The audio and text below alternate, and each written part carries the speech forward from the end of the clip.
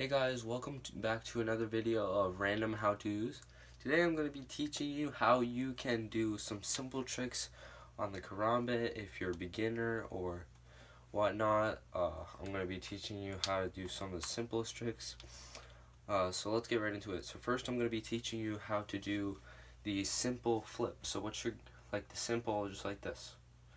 As you might have seen in CSGO, maybe, depends if you played or not. So what you want to do is you'd want to put some momentum like this and then lift up your fingers like this or like this. It doesn't matter. So what you're going to want to do is you're going to flip it around and then put your fingers back down. So open, back down, and then it can slide across here. It can slide across here. It'll probably damage you more if it slides across here. It's not the best if it slides across there. It's best if it slides across here, and at least normal flipping, like if you're gonna like do some stuff, like you'd want it to slide across here. If it's sliding across here, like it's gonna hurt more. It'll damage your fingers more. And keep in mind, it will rip up your fingers when you start doing Karambit tricks.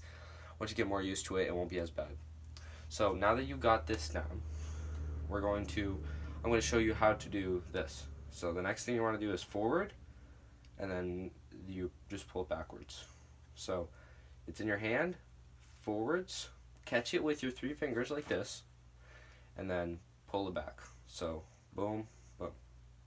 So forward, use that momentum. Once it's back like this, fling it back forward. So you can give it like a lot of angle like that, or you can just go like that, just nothing. So now you have this and you got this. So now you can go, okay? So here's the left hand,